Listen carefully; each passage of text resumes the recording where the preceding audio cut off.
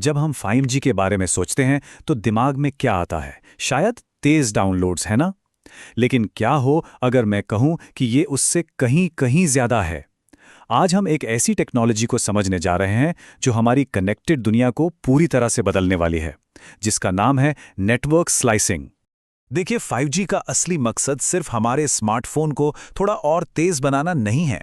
इसका मकसद है एक पूरी तरह से नई कनेक्टेड दुनिया को पावर देना। लेकिन यहीं पर एक बहुत बड़ी चुनौती सामने आती है। जरा एक पल के लिए सोचिए, हम एक ही नेटवर्क से ये उम्मीद कैसे कर सकते हैं कि वो एक सेल्फ ड्राइविंग कार को संभाले, एक हाई डेफिनेशन मूवी भी चलाए और एक स्मार्ट फैक्ट्री को भी ऑपरेट करे, सब कुछ एक ही समय पर। इन सब की ज़रूरतें एक दूसरे से बिल्कुल अलग हैं, एकदम ज़मीन आसमान का फर्क है। इस प्रॉब्लम को और गहराई से देखते हैं। एक तरफ है वीडियो स्ट्रीमिंग, जिसे बहुत ज़्यादा बैंडविड्थ चाहिए, मतलब एक चौड़ी पाइपलाइन। दूसरी तरफ है एक सेल्फ ड्राइविंग कार, जिसके लिए 1 मिलीसेकंड की भी देरी जानलेवा हो सकती है। और फिर है हजारों लाखों सेंसर्स, जिन्हें बस थोड़ी थोड़ी कनेक्टिविटी चाहिए। तो सवाल यह है कि एक ही नेटवर्क इन सभी अलग अलग मांगों को एक साथ कैसे पूरा कर सकता है? तो इस मुश्किल सवाल का जवाब एक बहुत ही सरल लेकिन शानदार आइडिया में छिपा है। क्यों ना हम नेटवर्क को ही स्लाइस कर दें, मतलब उसके टुकड़े कर दें। तो ये नेटवर्क स्लाइसिंग असल में है क्या? इसका मतलब है कि हम एक बड़े फिजिकल नेटवर्क को लेते हैं और उसके ऊपर कई छोटे छोटे वर्चुअल नेटवर्क बना देते हैं।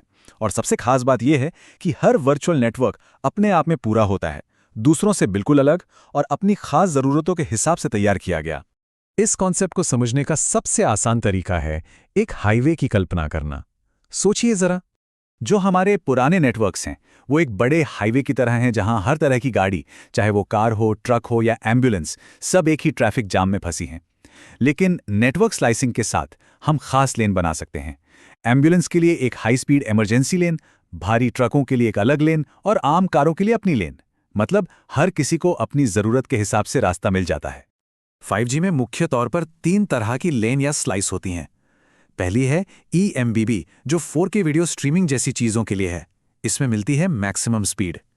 दूसरी है URLC, ये अल्ट्रा विश्वसनीय और ज़ीरो डिले वाली लेन है, खासकर सेल्फ ड्राइविंग कारों और रिमोट सर्जरी के लिए, जहां 1 मिलीसेकंड भी बहुत कीमती होता है।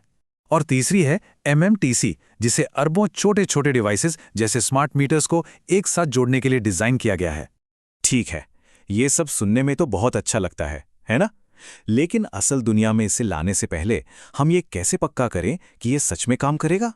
जाहिर है, हम इन ज़रूरी सिस्टम्स को सीधे सड़क पर या ऑपरेशन थिएटर में तो टेस्ट नहीं कर सकते। सोचिए, अगर एक सेल्फ ड्राइविंग कार का कनेक्शन टूट जाए तो इतना बड़ा जोखिम कोई नहीं ले सकता। और यहीं पे नेटवर्क सिमुलेशन काम आता है। ये एक डिजिटल दुनिया बनाने जैसा है, एक वर्चुअल टेस्ट ग्राउंड, जहां इन टेक्नोलॉजीज को सुरक्षित रूप से बिना किसी असल दुनिया के खतरे के परखा जा सकता है। इस काम के लिए रिसर्चर्स NS3 जैसे पावरफुल टूल्स का इस्तेमाल करते हैं। इसे आप एक वर्चुअल लैब की तरह समझ सकते हैं, जहां वो एक कंप्यूटर के अंदर ही पूरा का पूरा 5G नेटवर्क बना सकते हैं, उसमें बदलाव कर सकते हैं और उसकी क्षमताओं को टेस्ट कर सकते हैं। इसका प्रोसेस काफ़ी सीधा है, लेकिन बहुत डिटेल्ड।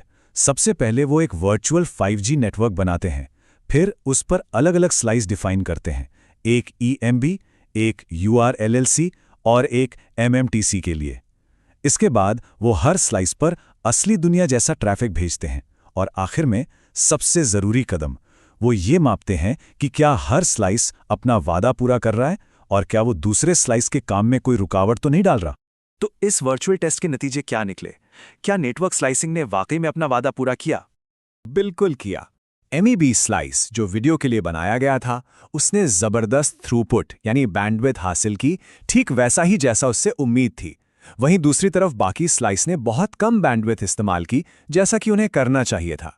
और ये एक और बहुत ज़रूरी नतीजा है। URLC स्लाइस, जो सेल्फ ड्राइविंग कारों के लिए था, उसने अल्ट्रा लो लेटेंसी बनाए रखी, मतलब लगभग ज़ीरो डिले। ये साबित करता है कि ये टेक्नोलॉजी उन कामों के लिए पूरी तरह से भरोसेमंद है जहां समय की बहुत ज़्यादा कीमत है।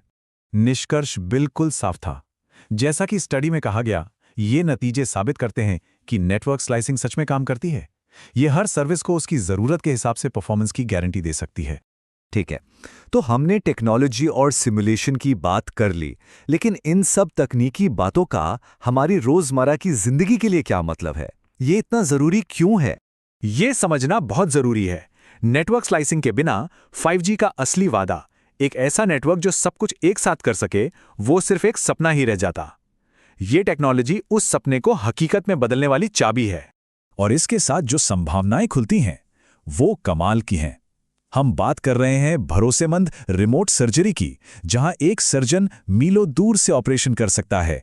ऐसी सेल्फ ड्राइविंग कारों की जो आपस में बात करके एक्सीडेंट्स को होने से पहले ही रोक सकती हैं, बिना किसी लैग के गेमिंग और पूरी तरह से ऑटोमेटिक फैक्ट्रियों की। ये टेक्नोलॉजी इन सभी भविष्य की कल्पनाओं की नींव है। तो आखिर में ये सवाल सोचने लायक है, जब हमारे पास एक ऐसा नेटवर्क होगा जिसे किसी भी काम के लिए पूरी तरह से तैयार किया जा सकता है, तो इनोवेशन की अगली सीमा क्या होगी? जब हर सर्विस को अपना परफेक्ट स्लाइस मिलेगा, तो हम अगला क्या बनाएंगे? संभावनाएं सच में अनंत हैं।